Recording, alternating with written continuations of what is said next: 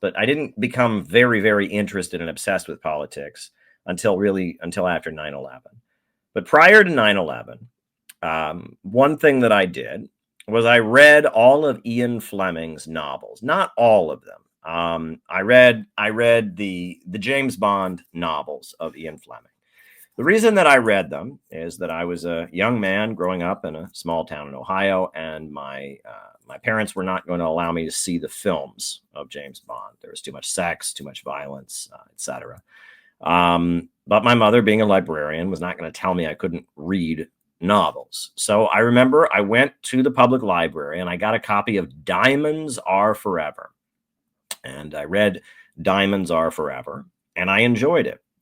And so I continued reading them, and I read every James Bond book except for The Living Daylights. I don't believe I ever read The Living Daylights, but I read all of the James Bond novels. I read Live and Let Die. I read You Only Live Twice. I read oh, goodness gracious, A View to Kill. I read A View to Kill, which I believe is like a collection of short stories, if I remember correctly. There's the one that's written from the perspective of the woman, The Spy Who Loved Me, which is written from the woman's perspective. There's, what is it, From Russia with Love. And I read all of those as a fifth and sixth grader. I read all of them. And it's kind of funny because my parents, they had no way of knowing this, but they probably should have just let me watch the movies, because there was a lot more content that you would not want a younger person to see in the novels. First of all, racial and ethnic slurs. I did not know a lot of these racial and ethnic slurs that I read in the James Bond novels, but Ian Fleming is a racist British Empire, British military guy, and there are racial and ethnic slurs all through those books. I didn't even know, and it was kind of interesting. My family, we didn't even know. I remember in one of the books, it refers to a Jewess, Jewess. We didn't know what that was. We had to get out the dictionary, and I remember asking my family, "What's a Jewess?" And I looked it up, and apparently that is a slur for a female of Jewish descent. No one talked about Jewesses when I grew up,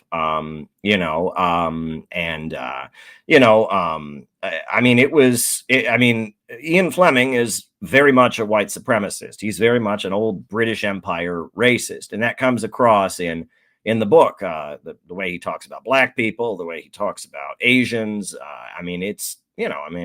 And the movies are not like that per se.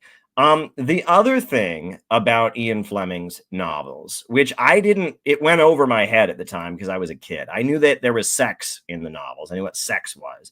But there are a lot of sadomasochistic overtones, which I didn't know anything about that. I was a kid. And so there's a lot of stuff that is very, sadomasochistic, which, was kind of not on my radar screen as a kid. On top of that, the books are quite political. They are quite anti-communist. And it's interesting because the movies are a lot less anti-communist than the books. In the movies, generally the villain is Spectre, this international criminal organization. It's like the Spectre, the International Criminal Organization, is playing the Russians and Americans against each other in order to make a nuclear war. Whereas in most of the novels, the Russians are the villains. The Soviet Union are the villains. The communists are the villains. And I read all of them. It was interesting that I read the Ian Fleming books. When I was in college, I had a friend she was talking about guy books and girl books, right? And for girl books, she was thinking like Harlequin romance novels, right? And she talked about guy books. The definition of guy books are Ian Fleming and Tom Clancy, right? And Tom Clancy. I never read any Tom Clancy. I have no interest in that. But Tom Clancy and Ian Fleming are kind of like definitive masculine writing, right? It's James Bond. What's interesting is that because it's British, James Bond, he is much more the idea of like what a wealthy British person would think a masculine person is. He does things that in American culture, especially like Midwestern American culture, would be considered quite feminine. He's very, very interested in how he dresses. He knows exactly the right kind of wine and alcohol. He's an expert on fine wine and all kinds of things like that, right? And that there is a weirdly classist edge to it, and that he is very, very much concerned about his physical appearance and things like that. I will say that of all the novels, the one that I enjoyed the most was You Only Live Twice. And I actually read that one several times because it spoke to me. It was actually, I felt it was much deeper, than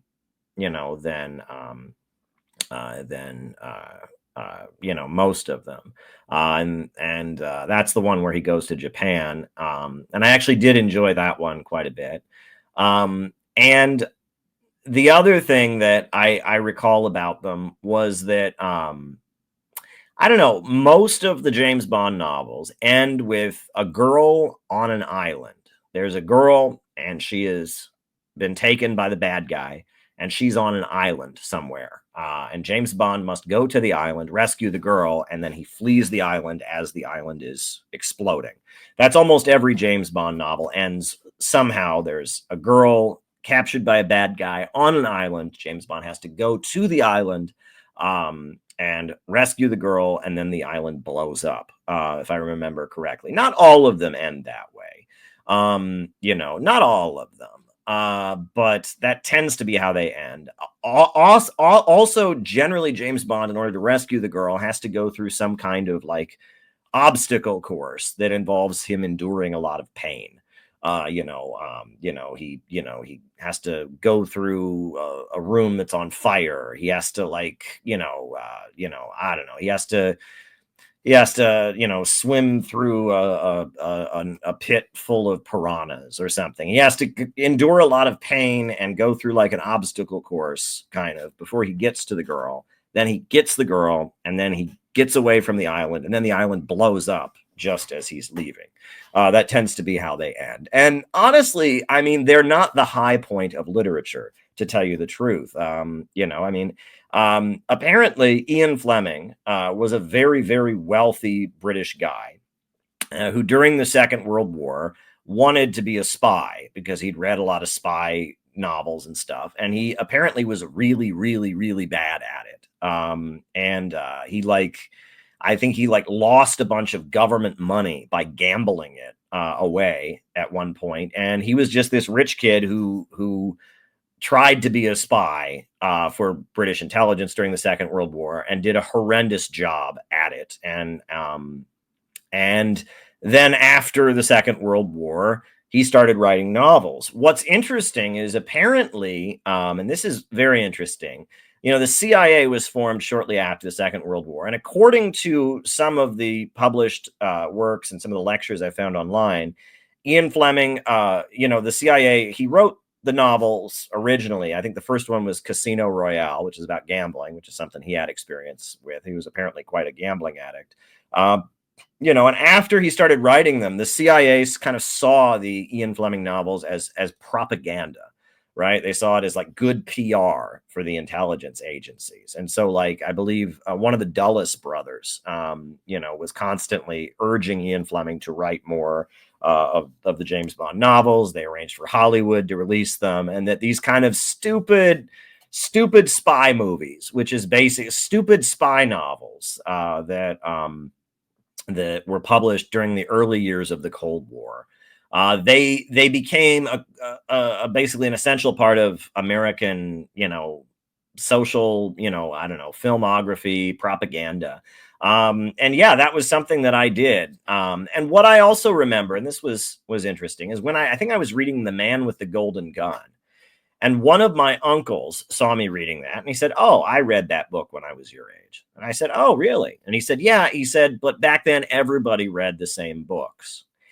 And I didn't quite know what he meant. And it took me years of talking to older folks to understand that that is one of the weird aspects of the time that we live in. Nowadays, You go to Amazon, there are thousands and thousands and thousands of different books. And nowadays, everyone has a niche, right? And that's part of, what Peter Coffin talks about with fandom. Everyone has a niche, right? Back then, it wasn't like that. Back then, the TV had 4 channels on it, and everyone pretty much watched the same TV shows. And, there weren't that many books in circulation, so everyone read the same books. And what my uncle was explaining to me was back in the 1960s, the early 1960s, late 1950s, everybody read the Ian Fleming novels because there weren't that many different things to read. And that's, and just like everyone watched The Twilight Zone, everyone watched, The Addams Family, because there wasn't that much on television. There wasn't a wide variety of options when it came to media, when it came to books, when it came to movies, when it came to television. People didn't have options, but people all kind of consumed the same stuff.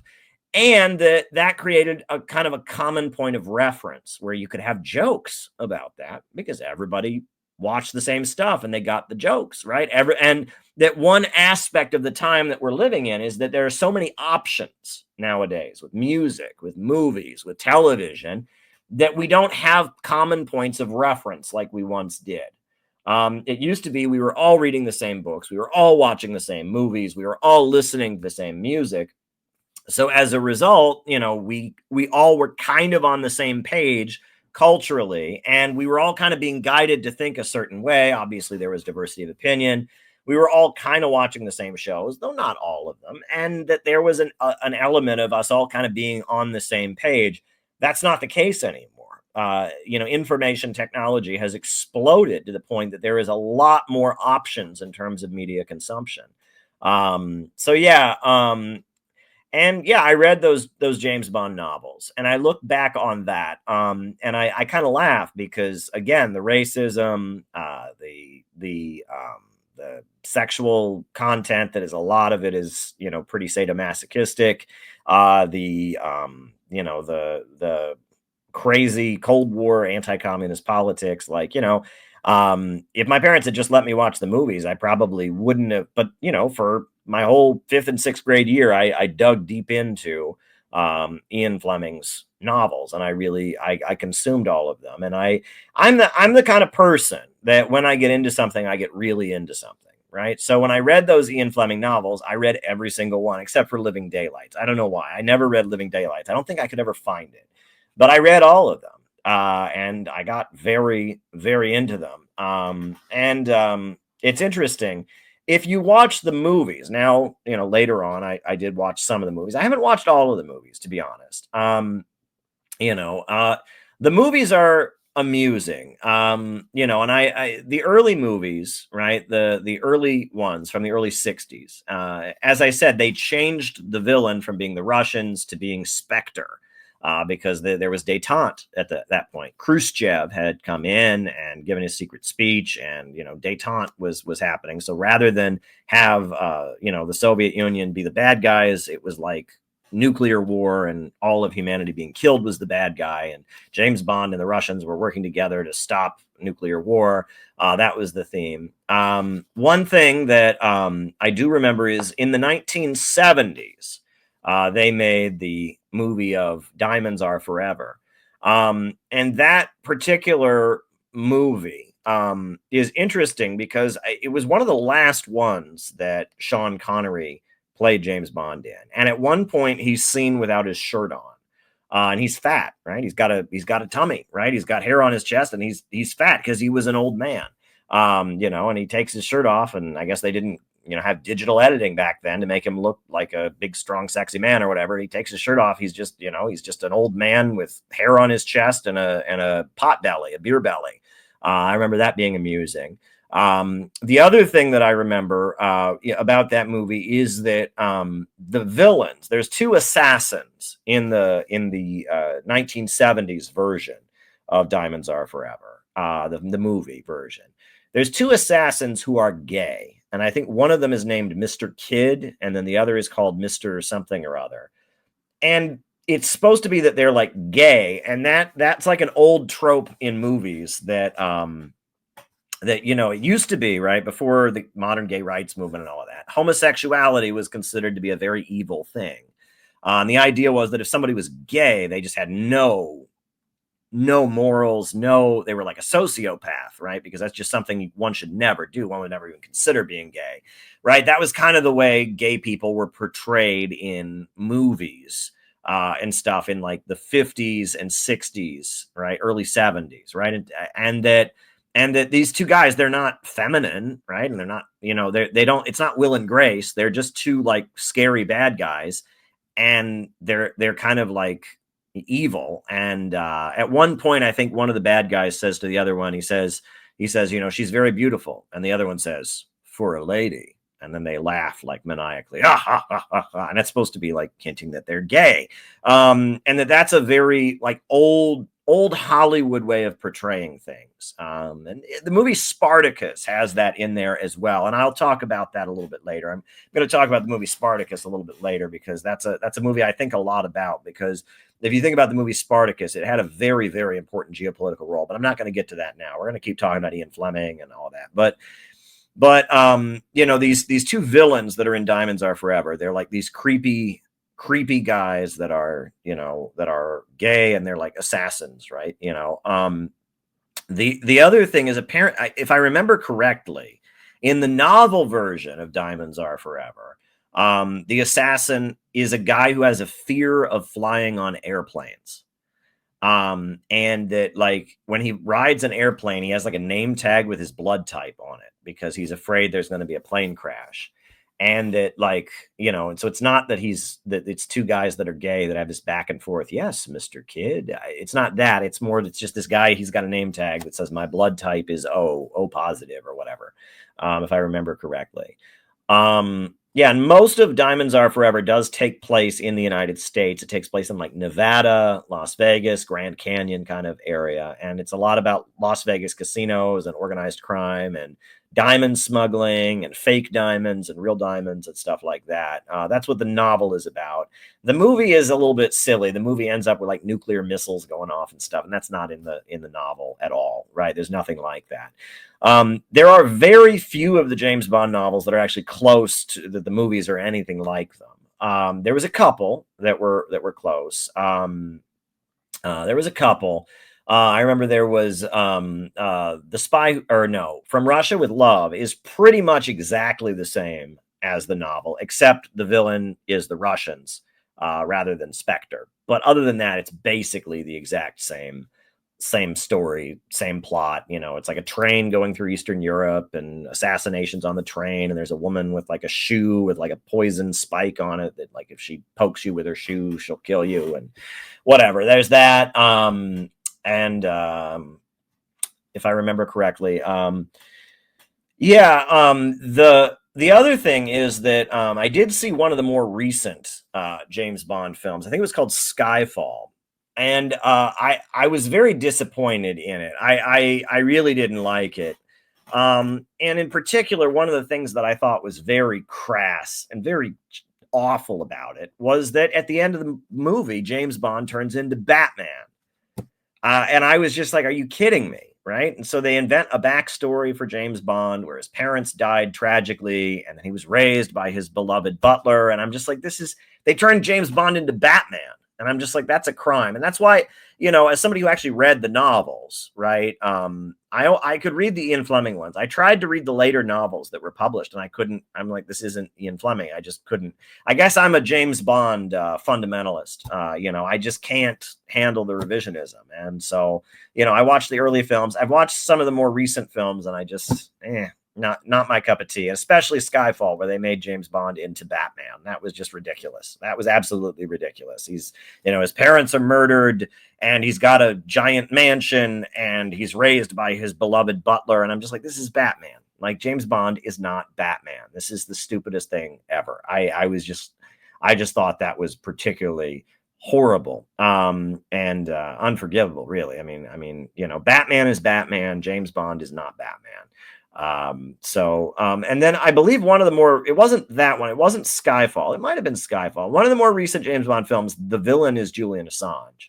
The villain is a computer hacker who looks like Julian Assange, has the white hair and everything. And that, that kind of thing is very much, I mean, Hollywood, they talk about Hollywood is a really important part of American imperialism. And Joel Whitney, great, he wrote a book called Finks, How the CIA Tricked the World's Greatest Writers. And he talks about how American intelligence manipulated Hollywood for, geopolitical ends. That, if you see something in a Hollywood movie, often it's not a mistake. I mean, many people that I know pointed out that in one of the more recent Star Wars films, the villain, the leader of the bad guys, he's not the Emperor, he's not Darth Vader, he's the supreme leader. Well, that's obviously a reference to Iran. And that there are things like that in films that, they want you to think supreme leader equals villain. And things like that. And that Hollywood movies often will contract with the Pentagon and negotiate, with the Pentagon in order to get technology and all of that. That there's a whole partnership between the Pentagon, the U.S. military, and the film industry, and that leads to films agreeing to put in subtle messages and somehow. But anyhow,